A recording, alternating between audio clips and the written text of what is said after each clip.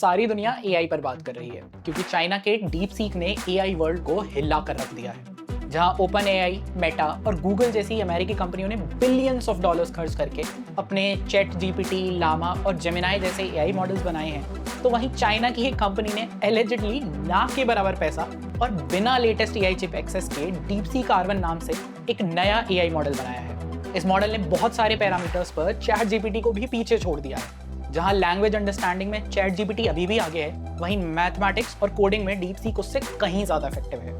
ये मॉडल इतना एडवांस और सस्ता है कि इसने अमेरिकी कंपनियों को लेकर लोगों के दिमाग में शक डाल दिया है कि जब ये काम इतने कम पैसों में हो सकता है तो ये कंपनियां खरबों रुपए कहाँ उड़ा रही हैं। मार्केट पर इसका इम्पैक्ट क्या हुआ है ये आप स्वयं देख लीजिए। DeepSeek shaking up global tech. Nvidia losing nearly $600 billion in market cap today alone.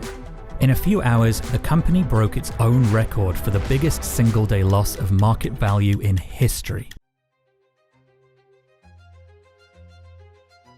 DeepSeek के आने के बाद से ही एक बार फिर दुनिया भर में एआई डोमिनेंस, डेटा प्राइवेसी और नेशनल सिक्योरिटी को लेकर काफी डीप डिबेट शुरू हो गई हैं। और होंगी क्यों नहीं, एआई बाकी टेक्नोलॉजी से बहुत ही अलग है और जो एआई सिस्टम्स पर अपना कंट्रोल एस्टेब्लिश कर पाएगा वो बहुत हद तक दुनिया के फ्यूचर को भी रीशेप करेगा। दो देशों में इसके पहले जब टेक्नोलॉजी को लेकर ऐसी जंग छिड़ी थी तब हमने रशिया अमेरिका का कोल्ड वॉर और स्पेस रेस देखी थी, जिसका अंत 1991 में सोवियत यूनियन के कोलैप्स के साथ हुआ था। आज ये लड़ाई सुपर पावर अमेरिका और एक उभरती सुपर पावर चाइना के बीच है। इसमें कौन विजयी होता है ये तो अभी देखना बाकी है, क्योंकि ये लड़ाई तो अभी बस शुरू हुई है। अमेरिका इस रेस को जीतने को लेकर कितना सीरियस है ये आप इसी बात से समझ सकते हैं कि डोनाल्ड ट्रंप ने सरकार में आने के अगले ही दिन $500 बिलियन का स्टारगेट मिशन अनाउंस कर दिया था। वैसे इस लड़ाई में केवल ये दो देश ही नहीं हैं, बल्कि दुनिया के कई और देश भी हैं जो अपने अपने एआई एडवांसमेंट्स के साथ इस रेस को एस करना चाहते हैं। वैसे यहाँ आपको दुखी बिल्कुल नहीं होना चाहिए, क्योंकि भारत भी ग्लोबल एआई लैंडस्केप में अपने आप को एस्टैब्लिश करने की हर संभव कोशिश कर रहा है। इसके साथ साथ प्रधानमंत्री मोदी भी फ्रांस के राष्ट्रपति इमैनुअल मैक्रों के साथ फरवरी में एआई एक्शन समिट को को-हेड करने वाले हैं। इस समिट का एजेंडा है कि कैसे एआई एक्सेसिबिलिटी को टेक जायंट्स की मोनोपोली से बाहर लाकर सबके लिए एक्सेसिबल बनाया जाए, एआई के एथिकल यूज के लिए क्या और कैसी ग्लोबल पॉलिसीज होनी चाहिए, और कैसे हाई एनर्जी कंजम्पशन जीपीयू से होने वाले एआई डेवलपमेंट को सस्टेनेबल और एनवायरमेंट फ्रेंडली रखा जाए। इससे पहले कि हम भारत के कंटेक्स्ट में एआई को समझें, पहले इसके कुछ बेसिक्स समझ लेते हैं और इससे जुड़े कुछ पॉपुलर परसेप्शंस पर भी बात कर लेते हैं, जिससे कि इस पूरे इशू को अच्छे से समझा जा सके। एआई क्या है ये अधिकतर लोग जानते हैं, पर फिर भी अगर मैं सिंपल शब्दों में कहूँ तो एआई किसी भी मशीन की वो काम करने की एबिलिटी है जिसके लिए इन जनरल ह्यूमन इंटेलिजेंस चाहिए होती है। एआई में कंप्यूटर एक्सपीरियंस और पैटर्न्स को ऑब्जर्व करके डिसीजन मेकिंग और टास्क परफॉर्म करने जैसे काम करता है। एआई बिल्कुल वैसे ही काम करता है जैसे एक छोटा बच्चा चीजें पहचानना सीखता है। अब जैसे शुरू में वो किसी कुत्ते और बिल्ली में कंफ्यूज हो जाए, लेकिन बार बार बताने समझाने पर वो हर चीज को सही सही पहचानने लगते हैं। ऐसे ही एआई भी एनॉर्मस वॉल्यूम्स ऑफ डेटा से सीखता रहता है और ओवर टाइम इंप्रूव भी करता रहता है। एआई के कोर में मशीन लर्निंग और डीप लर्निंग होती है, जिसमें कंप्यूटर बिना किसी प्रोग्रामिंग के डेटा से सीखता है और न्यूरल नेटवर्क्स को यूज करके ह्यूमन ब्रेन को मिमिक करता है। इसी एआई का एक एडवांस्ड फॉर्म है एलएलएम्स, यानी लार्ज लैंग्वेज मॉडल्स, जैसे कि चैट जीपीटी, जेमिनाई और डीपसीक। सिंपल शब्दों में चैट जीपीटी और डीपसीक जैसे एलएलएम्स बहुत ही सोफिस्टिकेटेड टेक्स्ट प्रेडिक्टर्स हैं, जिसने लगभग हर बुक, हर आर्टिकल और हर रिकॉर्डेड बातचीत रटी हुई है।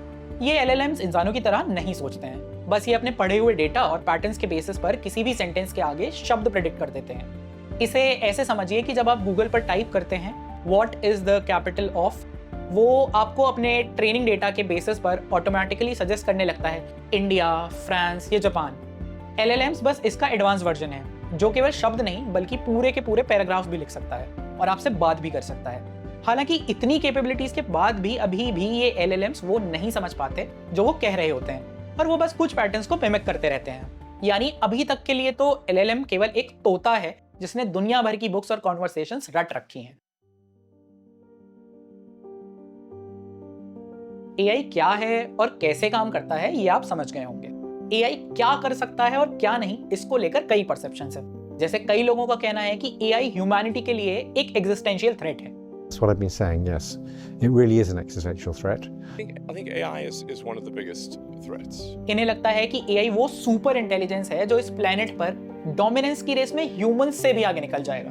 और फिर एआई रोबोट्स हमसे वैसा ही व्यवहार करेंगे जैसा हम जानवरों के साथ करते हैं। इस तरह से सोचने वाले लोगों को एआई डूमर्स कहते हैं, क्योंकि इन्हें लगता है कि एआई ह्यूमंस को डूम्सडे यानी हमारे अंत की ओर ले जा रही है। इन डूमर्स के अलावा दूसरा ग्रुप वो है जो कहता है कि एआई के पास अपनी खुद की कोई कॉन्शियसनेस नहीं है और ये भी बाकी टूल्स की तरह ही एक टूल है, बस थोड़ा अधिक एडवांस्ड और सोफिस्टिकेटेड है। इस आर्ग्यूमेंट को मोरावीक पैराडॉक्स से समझा जा सकता है, जो कहता है कि एआई बहुत ही कॉम्प्लेक्स कैलकुलेशंस तो सरलता से कर सकता है, लेकिन ये सिंपल ह्यूमन टास्क करने में स्ट्रगल करता है। एग्जाम्पल के लिए, ये एक वर्ल्ड चैंपियन को चेस में तो हरा सकता है, लेकिन ये सामान से भरे एक कमरे में बिना गिरे चलने में एक छोटे से बच्चे से भी हार जाएगा। तो फिर ऐसा क्यों होता है? वो इसीलिए क्योंकि ह्यूमन ब्रेन ने मिलियंस ऑफ ईयर्स के इवोल्यूशन के बाद चलने फिरने और काम करने वाली मोटर स्किल्स और चेहरा पहचानने या अपने एनवायरनमेंट से इंटरेक्ट करने जैसी कॉग्निटिव स्किल्स सीखी हैं। 4 वर्ष का होते होते एक बच्चा अपने आप बहुत सी चीजें सीख जाता है। वो बात करने लगता है, दौड़ने लगता है, सड़क पर चलना सीख लेता है, खेल खेल में लड़ाई भी करना सीख जाता है, हंसकर रोकर गुस्से से अपनी बातें भी मनवाने लगता है। लेकिन इन बेसिक ह्यूमन एक्टिविटीज को सीखने के लिए एआई को कई दशक भी लग सकते हैं। इस पॉइंट को आप ऐसे समझ सकते हैं कि एलॉन मस्क, जो आजकल स्पेस रॉकेट्स तक को धरती पर सीधा खड़ा कर देते हैं, वो पिछले 1 दशक से फुली ऑटोनॉमस व्हीकल्स बनाने में लगे हुए हैं, लेकिन अभी तक वो एआई से सही से गाड़ियां नहीं चलवा पाए हैं। आप सुनिए कि 2013 में एलॉन मस्क क्या कहते थे। Autonomous cars, because that's sort of like a narrow form of AI. And instantly, not something that I think is very difficult, actually. I think to do autonomous driving to a degree that's much safer than a person is much easier than people think. अब 2025 में उनकी self driving cars को देखिए, और अब Musk मामा क्या कह रहे हैं ये भी सुनिए। The self-driving problem would be hard, but it was harder than I thought. It's not like I thought it would be easy. I thought it would be very hard, but it was actually way harder than even that. अब सोचिए कि एक 17-18 वर्ष का गाड़ी सीख रहा बच्चा 5 दिन और चंद पैसों में जिन रोड हैजार्ड्स पर रिएक्ट करना सीख जाता है, वो सब एआई 10 वर्षों की ट्रेनिंग और बिलियंस ऑफ डॉलर्स खर्चने के बाद भी नहीं सीख पाया है। एआई हम पर राज करेगी। इसके अलावा एक नैरेटिव ये भी है कि एआई से हमारी जॉब्स चली जाएंगी, लेकिन क्या सच में ऐसा हो जाएगा? आपको क्या लगता है? मुझे तो लगता है कि ऐसा कुछ नहीं होने वाला। अब से पहले भी ऐसे कई इन्वेंशंस हुए हैं जब ऐसा कहा गया था कि अब बहुत सी नौकरियां खत्म हो जाएंगी, जैसे स्टीम इंजन के आने पर, पेनिंग जेनी के आने पर, फिर प्रिंटिंग, इंडस्ट्रियलाइजेशन, टेलीफोन्स, कंप्यूटर्स और अब एआई के आने पर भी। आप में से अर्ली 2000s में जिन लोगों ने अपनी स्कूलिंग की है, उन सबको ये याद होगा कि कैसे हमने स्कूल में मशीनीकरण वरदान या अभिशाप और कंप्यूटर वरदान या अभिशाप जैसे एसेज लिखे थे, जिसमें हमें बताया जाता था कि कैसे मशीनों ने मजदूरों के हाथ काट दिए हैं और कंप्यूटर ही हमारे सारे काम कर देगा तो मनुष्य क्या करेंगे। इन एसेज का समय हमारी आंखों के सामने बीता है। मशीनें आई हैं, कई नौकरियां गई भी हैं, लेकिन बहुत सी नई नौकरियां बनी भी तो हैं। लोगों ने मशीनें ऑपरेट करना सीख लिया है, जिससे लेबर कम हुआ है और आउटपुट भी बढ़ गया है। जिस दुकान पर दिन प्रतिदिन का हिसाब किताब कोई लाला जी मोटी भारी लाल रंग की बाई में किया करते थे, वो अब कंप्यूटर्स पर माइक्रोसॉफ्ट एक्सेल, टैली और गूगल शीट्स पर हो रहा है। इवन आज के समय में भी अगर हम देखें कि कई मैन्युफैक्चरिंग प्लांट्स में रोबोट्स ने असेंबली लाइंस, क्वालिटी कंट्रोल और इन्वेंट्री मैनेजमेंट जैसे कामों में ह्यूमंस को पूरी तरह रिप्लेस कर दिया है। तो वहीं robotics maintenance specialist, AI system designers और एआई पावर्ड प्रोडक्शन को मॉनिटर और ऑप्टिमाइज करने वाले डेटा एनालिस्ट के जॉब्स भी तो क्रिएट हुए हैं। ऐसे ही अगर हम ये मान भी लें कि मस्क मामा फुली ऑटोनॉमस गाड़ियां बना भी देंगे, तब भी तो ऑटोनॉमस व्हीकल्स के लिए fleet managers, AI safety testers और सेल्फ ड्राइविंग के लिए सूटेबल स्मार्ट इंफ्रास्ट्रक्चर वाले अर्बन प्लानर्स की जॉब्स भी तो क्रिएट होंगी। नंबर्स भी इस आर्गुमेंट को सपोर्ट करते हैं। सर्विस नाउ और पियर्सन की एक जॉइंट रिपोर्ट के अनुसार एआई ट्रांसफॉर्मेशन से 2028 तक भारत में लगभग 27 लाख जॉब्स जनरेट होंगी। तो 100 बात की एक बात, जब भी कोई नई टेक्नोलॉजी आती है उससे समाज में कई बदलाव आते हैं और लोगों के मन में उसको लेकर एक आशंका या डर सा भी बना रहता है। अब किसी भी टेक्नोलॉजी से भविष्य में कितने लोगों की जॉब्स जाएंगी या कितने लोगों को जॉब्स मिलेंगी, ये प्रेडिक्ट कर पाना असंभव सा है। लेकिन हाँ, जो लोग नए नए टेक्नोलॉजिकल चेंजेस के अनुसार अपने आप को अपस्किल और रीस्किल कर लेते हैं, वो हमेशा रेलेवेंट बने रहते हैं। वैसे ये बात कहकर मैं भारत की अनएम्प्लॉयमेंट क्राइसिस को अंडरप्ले नहीं कर रहा हूँ। कम जॉब्स होने का पूरा दोष हम एआई पर नहीं डाल सकते, क्योंकि एआई आने से पहले भी हम कोई बहुत अधिक जॉब्स को क्रिएट नहीं कर रहे थे। भारत जैसे डेवलपिंग देश में, जहां एक और हमें अधिक से अधिक लोगों को जॉब्स देने के लिए मैन्युफैक्चरिंग सेक्टर में भारी इन्वेस्टमेंट की आवश्यकता है, तो वहीं उसी क्षेत्र में AI powered robots manual labour को ड्रास्टिकली रिड्यूस भी कर रहे हैं। ऐसे में हमें एजुकेशन, स्किल ट्रेनिंग और अपस्किलिंग को लेकर अपनी पॉलिसीज में एआई ट्रांसफॉर्मेशन को प्रोएक्टिवली इनकॉर्पोरेट करना होगा, और भारत ऐसा कर भी रहा है। हाँ, ये जरूर हो सकता है कि अपने आप को देशभक्त बताने वाले किसी यूट्यूबर ने आपसे कह दिया होगा कि भारत एआई रेस में कहीं भी नहीं है और हमारी सरकार केवल हमें अब्दुल की हालत तो खराब ही है और 500 वर्ष पहले क्या हुआ था वाले नैरेटिव में फंसा कर रखे हुए हैं। लेकिन अगर आप सच में एक देशभक्त हैं तो आपको अपने देश में हो रहे पॉजिटिव डेवलपमेंट्स को एक्नॉलेज भी करना चाहिए और उनसे इंस्पायर भी होना चाहिए। और सच्चाई ये है कि हम अपनी टेक्निकल यूनिवर्सिटीज में काफी समय से एआई कोर्सेज पढ़ा रहे हैं और अब मोदी 3.0 के पहले बजट में फाइनेंस मिनिस्टर निर्मला सीतारमण ने इंडिया एआई मिशन के 10,370 करोड़ में से 2,000 करोड़ रुपए एआई स्टार्टअप्स को भारतीय भाषाओं में फाउंडेशनल एआई मॉडल बनाने के लिए एलोकेट भी कर दिए हैं। इसके साथ साथ भारत सरकार फ्यूचर राइट्स स्किल नेटवर्क और एक्सेंचर, सिस्को, जेपी मॉर्गन और सैप लैब्स इंडिया के साथ कोलैबोरेशन में लगभग 15,000 आईटीआईज में 25 लाख युवाओं को एआई रिलेटेड ट्रेनिंग प्रोवाइड करने वाली है। इसका मतलब है कि केवल मेट्रो सिटीज के मेजर टेक इंस्टीट्यूट्स और फर्म्स ही नहीं बल्कि भारत के गांव देहात में स्थापित आईटीआईज में वहां के बच्चे भी एआई पर काम करना सीखेंगे। वैसे यहाँ एक और विषय है जिस पर बहुत कम लोग बात करते हैं और वो ये कि हम इतने बड़े आईटी हब होने के बाद भी केवल विदेशी कंपनियों के लिए दिन रात पसीना बहाने वाले कूली ही बने हुए हैं। हम दुनिया को तो टेक्नोलॉजी सर्विसेज देते हैं लेकिन फंडामेंटल टेक्नोलॉजीज अभी भी केवल यूएस जैसे देश ही ओन करते हैं। इससे होता यह है कि एक बड़े स्केल का आईटी सेक्टर बिल्ड करने के बाद भी हमारे मार्जिन्स ना के बराबर रह जाते हैं और हमारे परिश्रम का अधिकतर लाभ फॉरेन टेक जायंट्स को ही चला जाता है। आईटी सेक्टर की तरह ही हमारा मैन्युफैक्चरिंग सेक्टर भी केवल असेंबलिंग तक ही लिमिटेड रह गया है। यही समय है कि भारत अब हर क्षेत्र में ओरिजिनल रिसर्च करे और एआई, सेमीकंडक्टर्स और इलेक्ट्रॉनिक्स जैसे फील्ड में कोर आईपीज और पेटेंट्स डेवलप करे। इससे भारत के लिए अधिक वैल्यू क्रिएट होगी और हमें जियोपॉलिटिकल इंडिपेंडेंस भी मिलेगी। यानी जैसे अमेरिका ने चाइना को एडवांस चिप्स पर सैंक्शन लगाकर उसकी एआई ग्रोथ को रोकना चाहा था, वैसे हमें कोई बुली नहीं कर पाएगा और सही अर्थ में आत्मनिर्भर भारत का सपना भी तो तभी साकार हो पाएगा। किसी स्पेसिफिक फील्ड में लॉन्ग टर्म ग्रोथ कैसे की जाती है, इसका एक प्राइम एग्जांपल है ताइवान की सेमीकंडक्टर मैन्युफैक्चरिंग इंडस्ट्री।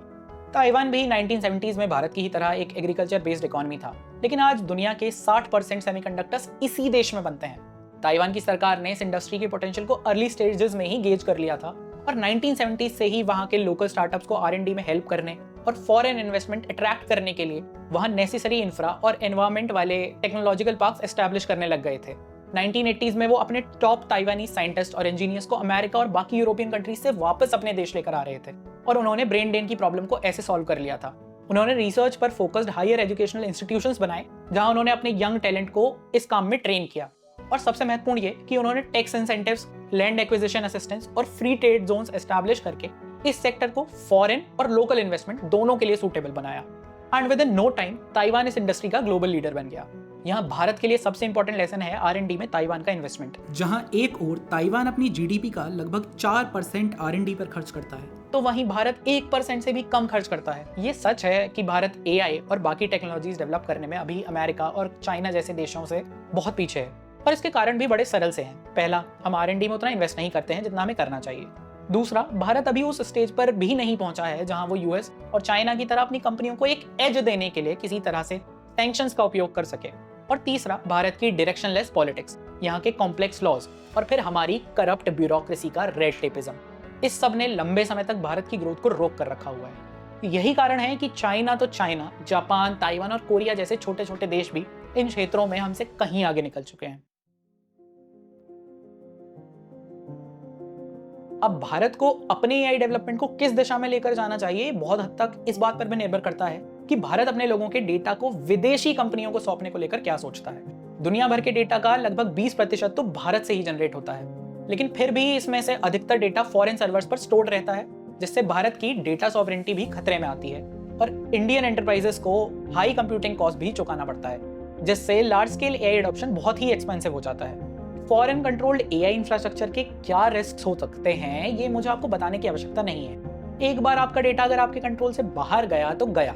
अब उसका कितना एथिकल या अनएथिकल यूज कोई विदेशी कंपनी करेगी या नहीं, ये बहुत सब्जेक्टिव बात है।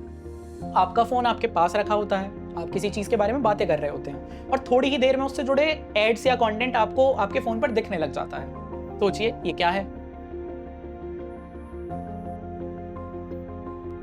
मैं अब इस पर और डिटेल्स में नहीं जाऊंगा क्योंकि मैं जानता हूं कि आप लोग स्वयं बहुत समझदार हैं। वैसे समझ से याद आया, भारत में विपक्ष के प्रमुख नेता ने भी हाल ही में एआई के पोटेंशियल को लेकर अपनी समझ का अद्भुत प्रदर्शन भारत की संसद में किया था। तो जहां दुनिया चैट जीपीटी की बात कर रही है, ये भाई साहब जाट जीपीटी पर अटके हुए हैं। Now imagine the power of AI when we apply it to the caste census. You imagine what we will do with AI and what we will do with the social revolution in this country when we start to apply AI on the data that we get from the caste census. अब ये सोचना आपको है कि आप भारत में AI की entry को लेकर एआई डूमर्स से सहमत हैं, राहुल के जाट जीपीटी से, या फिर यहाँ हो रहे एआई डेवलपमेंट को लेकर होपफुल हैं। इस वीडियो को अपने परिवार और मित्रों के साथ अवश्य साझा करें और आप इस विषय पर क्या सोचते हैं ये हमें कमेंट बॉक्स में जरूर बताएं। धन्यवाद।